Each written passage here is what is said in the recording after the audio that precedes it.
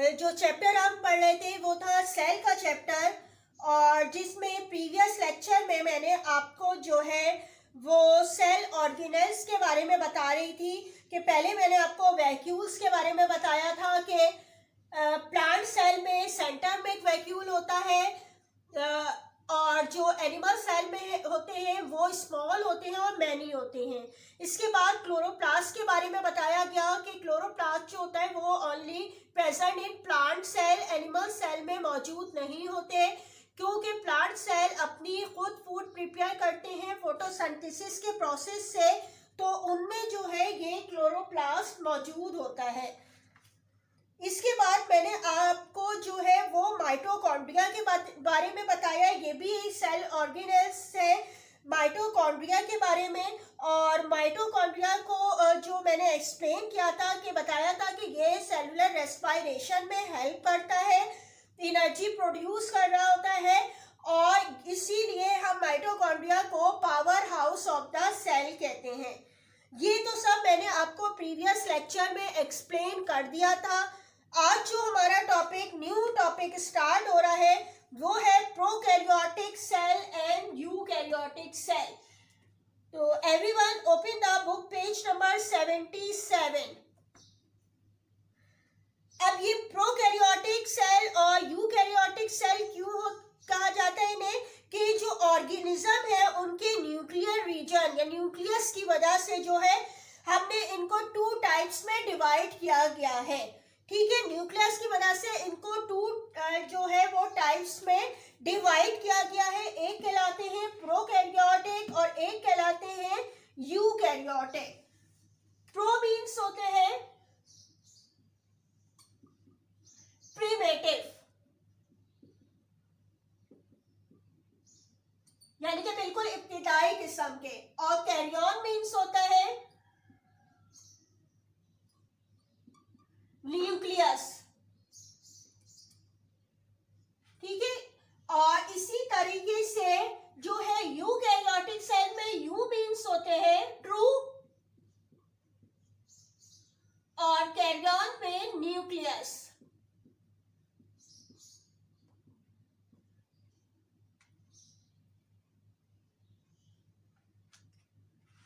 ठीक है, यानी कि ये जो होते हैं प्रोकैरियोटिक सेल, ये प्रिमिटिव न्यूक्लियस कहलाता है इसको, यानी कि ये जो बिल्कुल स्मॉल ऑर्गेनिज्म होते हैं इसमें मौजूद होता है। यूकैरियोटिक ज्यादातर हायर जो ऑर्गेनिजम्स हैं उसमें मौजूद होते हैं।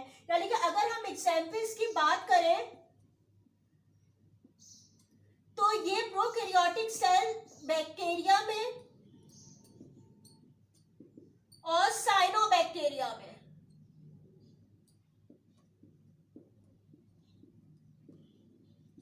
में मौजूद होते हैं। और अगर यूकैरियोटिक सेल में हम एग्जाम्पल्स देखें तो ये फंजाई एनिमल्स में और प्लांट्स में। इसके अलावा ये जो है एनिमल्स में ये यूनिसेलुलर ऑर्गेनिज्म वगैरह में भी ये यूकैरियोटिक सेल्स ही होते हैं। ठीक है, ये तो इससे एग्जाम्पल की बात की गई, और ये जो है कि इसके नेम की मीनिंग को एक्सप्लेन किया है। अगर मैं इसमें आपको डायग्राम के लिहाज से आपको समझाऊं कि किस तरीके से प्रोकैरियोटिक सेल्स में न्यूक्लियस के हवाले से जो बात की गई है कि इसके बेस में जो है इसको हम डिवाइड कर रहे होते हैं 2 टाइप्स में, कि अगर हम इसको डिफरेंशिएट करें यानी कि दोनों को हम अलग अलग इसमें देखें तो ये जो है प्रोकैरियोटिक सेल्स जो होते हैं कहाँ होते हैं, बैक्टीरिया में जो है वो सेल्स होते हैं। ये प्रोकैरियोटिक बैक्टीरिया का सेल, जो कि मैं आपको प्रीवियस जो लेसन हमने पढ़ा था उसमें पूरा स्ट्रक्चर बैक्टीरिया का मैंने बना के आपको बताया था। यहाँ पे सिर्फ और सिर्फ न्यूक्लियस को डिफाइन करने के लिए मैं ये ड्रॉ कर रही हूँ।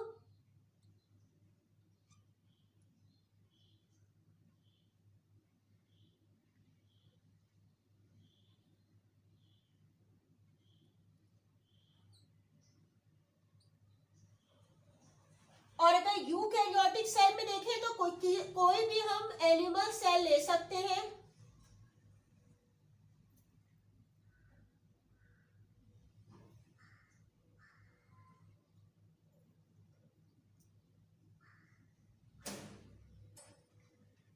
एनिमल सेल में आपको बताया गया था कि सेंटर में जो है वो न्यूक्लियस मौजूद होता है। ठीक है, सेंटर में न्यूक्लियस मौजूद होता है। और ये जो यूकैरियोटिक सेल्स में होता है, ये डबल न्यूक्लियर मेम्ब्रेन मौजूद होती है दरअसल इसमें, और पूरा वाज़े तौर पर जो है इसमें न्यूक्लियस नजर आता है एनिमल सेल में, जबकि जो प्रोकैरियोटिक सेल्स जो होते हैं उनमें न्यूक्लियर मेम्ब्रेन एब्सेंट होती है, जिसकी वजह से इसमें कोई बाकायदा जो है वो न्यूक्लियस मौजूद नहीं होता है। ठीक है, यहाँ पे जो है कोई बाकायदा न्यूक्लियस मौजूद नहीं होता, बल्कि यहाँ पे ये न्यूक्लियोइड मौजूद होता है जिसमें कि डीएनए वगैरह मौजूद होता है, यानी कि जेनेटिक मटेरियल जरूर यहाँ पे जो है वो जेनेटिक मटेरियल डीएनए मौजूद होगा, लेकिन यहाँ पे बाकायदा न्यूक्लियस मौजूद नहीं होता है। अगर हम डिफ्रेंशिएट करें इनको दोनों केस में, तो सबसे फर्स्ट पॉइंट जो एक्सप्लेन किया है वो है न्यूक्लियस। ठीक है, न्यूक्लियस के बारे में अगर हम देखें तो इसमें जो होता है यूकैरियोटिक में क्या मौजूद होती है, डबल न्यूक्लियर मेम्ब्रेन मौजूद होती है।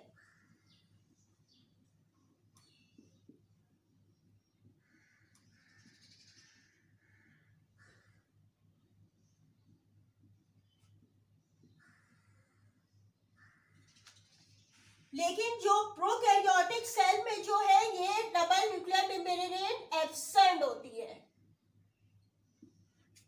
ठीक है, ये तो इसका फर्स्ट कैरेक्टर हो गया। इसके बाद सेकंड पे आते हैं न्यूक्लियोप्लाज्म।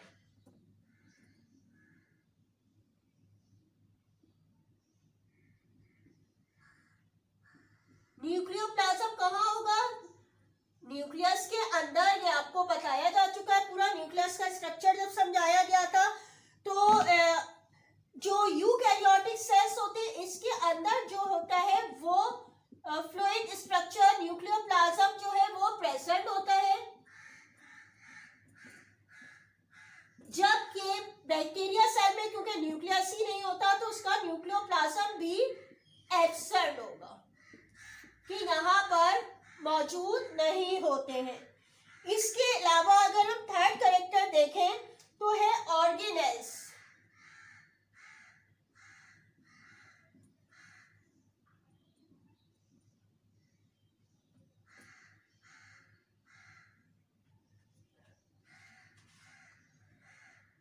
इसमें क्या होता है, ऑर्गेनेल्स की अगर बात की जाए तो यूकैरियोटिक सेल्स में जो है वो मेम्ब्रेन बाउंडेड स्ट्रक्चर ऑर्गेनेल्स मौजूद होते हैं, जैसे कि माइटोकॉन्ड्रिया है ये मौजूद होंगे, यानी कि इसके बाद जो है मेम्ब्रेन मौजूद है। इस तरीके से ये माइटोकॉन्ड्रिया मौजूद होते हैं यूकैरियोटिक सेल्स में। इसके अलावा अगर देखा जाए तो इसमें गोल्जी बॉडीज मौजूद होती है। ठीक है, इस तरीके से गोल्जी बॉडीज में मौजूद होती है, और एंडोप्लाज्मिक रेटिक्यूलम भी मौजूद होता है। ठीक है, इससे एंडोप्लाज्मिक रेटिक्यूलम भी मौजूद होता है, और इसको क्या कहा गया था कि ये जो है माइटोकॉन्ड्रिया भी जो है इसमें मौजूद होते हैं।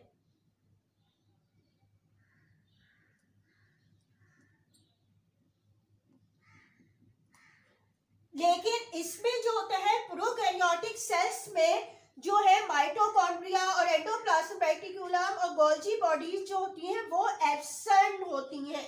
ठीक है, यहाँ पर जो है ये मौजूद नहीं होती हैं प्रोकैरियोटिक सेल्स में, ना एंडोप्लाज्मिक रेटिक्यूलम होगा, ना जो है माइटोकॉन्ड्रिया, ना गोल्जी बॉडीज। तो यहाँ पे जो होते हैं वो ऑर्गेनेल्स की अगर बात की जाए तो यहाँ पे जो है ये प्रेजेंट्स होते हैं,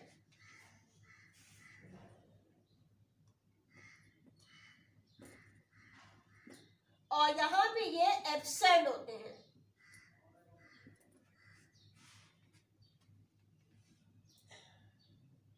इसके अलावा नेक्स्ट कैरेक्टरिस्टिक्स देखें तो इसका है राइबोसोम्स।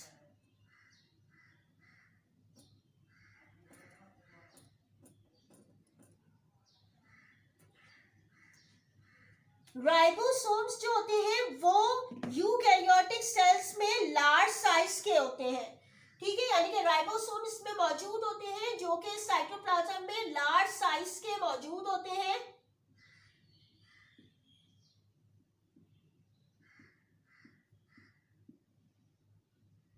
और इसमें जो होते हैं इसमें भी प्रेजेंट होते हैं लेकिन स्मॉल साइज के होते हैं, ठीक है, यानी कि दोनों में जो है ये राइबोसोम प्रेजेंट होंगे।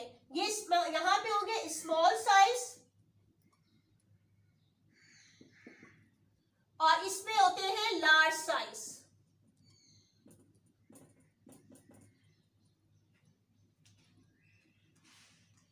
इसके अलावा अगर हम मजीद कैरेक्टरिस्टिक्स देखें कि क्रोमोसोम किस तरीके का होता है इन दोनों में,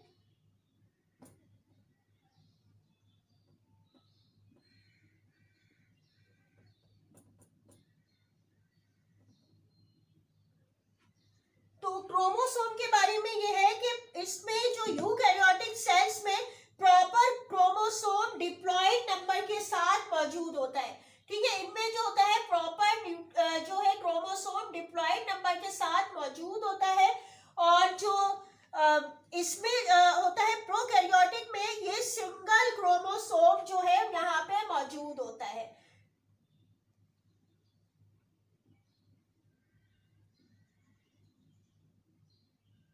ठीक है, सिंगल क्रोमोसोम होगा, वहां पे जो है वो क्रोमोसोम जो है वो डिप्लॉयड नंबर के साथ जो है मौजूद होता है।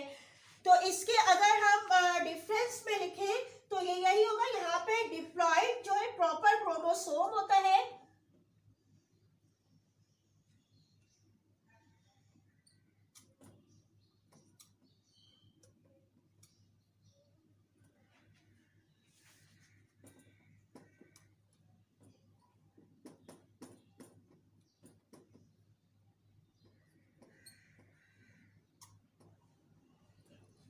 ठीक है, यहाँ पे डिप्लॉयड नंबर के साथ होता है और यहाँ पे सिंगल क्रोमोसोम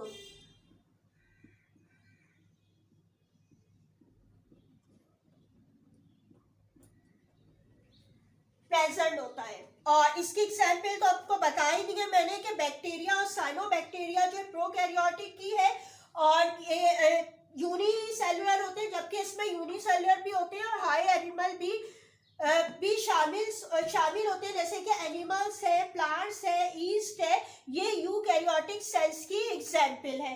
ये मैंने आपको जो है डिफरेंस बताया है और बेसिक बताया गया था क्यों किया जाता है प्रोकैरियोटिक और यूकैरियोटिक को, इनके न्यूक्लियस की वजह से।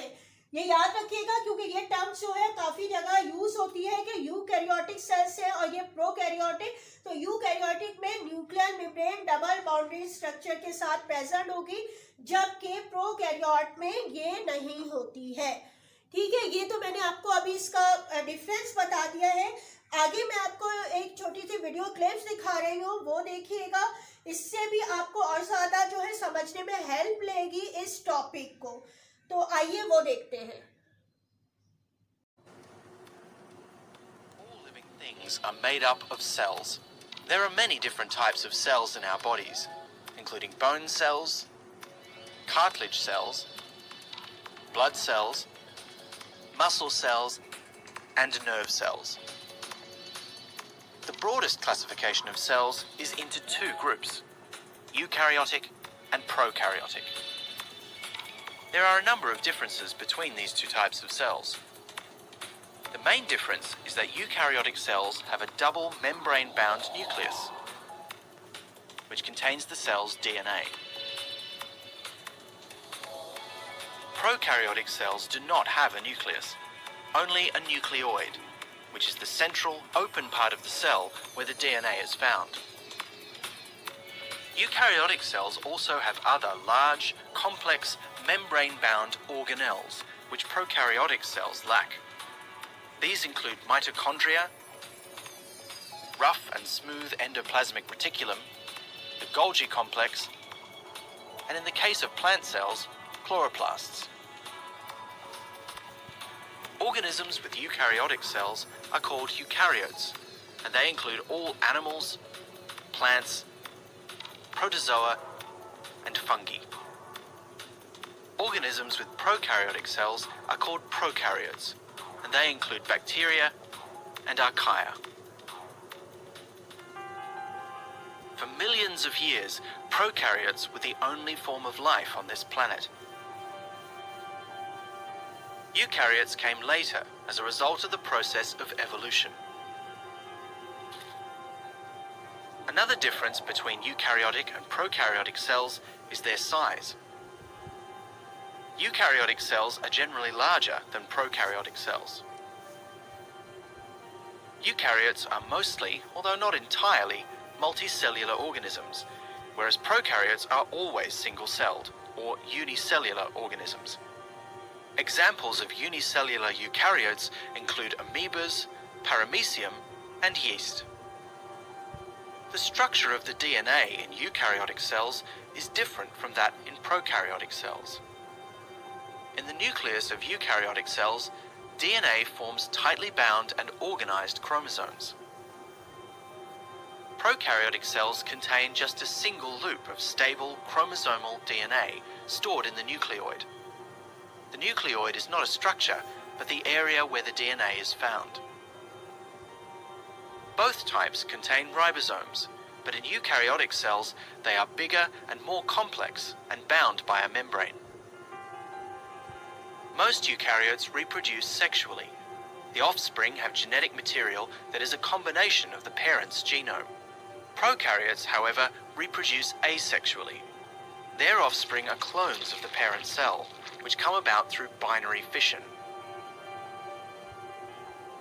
Finally, prokaryotic cells have a larger surface area to volume ratio than eukaryotic cells, which results in a higher metabolic rate and therefore increased growth rate and shorter generation time.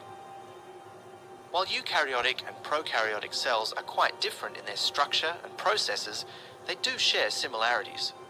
Ribosomes are one feature they have in common. Class 8 homework देख लीजिए. Question number 10 तक मैं करवा चुकी हूँ. Question number 11 है write differences between prokaryotic and eukaryotic cell.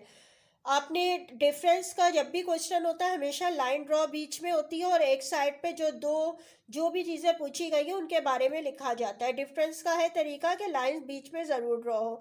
तो एक साइड पे प्रोकैरियोटिक सेल लिख लीजिएगा, एक साइड पे यूकैरियोटिक की हेडिंग डाल दीजिएगा, फिर ये सेंटर हेडिंग डाल दीजिएगा न्यूक्लियस.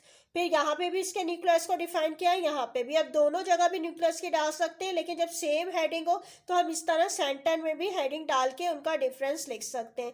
फिर इसी तरह जो है न्यूक्लियोप्लाज्म के बारे में, फिर ऑर्गेनेल्स के बारे में, फिर राइबोसोम का आप देख लीजिए. इस तरीके से आपने लिखना है. ठीक है, अभी जो है ये कंप्लीट नहीं हुआ है, अभी इसके और भी इसमें पॉइंट है. 4 तक यहाँ तक. इसके बाद देखिएगा ये 2 पॉइंट्स है क्रोमोसोम का और एक सैंपल. यहाँ तक आपका जो है ये आंसर जो है वो कंप्लीट हो जाएगा. ठीक है, ये आपका हो गया. और ये शुरू का आपका एक दफ़ा दोबारा देख लीजिए, ये प्रोकैरियोटिक सेल और यूकैरियोटिक सेल का.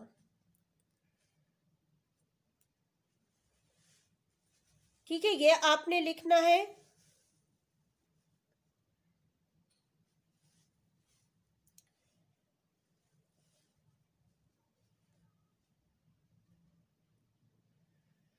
और इस तरह जो है आपका ये क्वेश्चन नंबर 11 कंप्लीट हो जाएगा. आपके नंबर 6 पॉइंट तक का है और जो रिमेनिंग चैप्टर है वो नेक्स्ट क्लास में एक्सप्लेन होगा.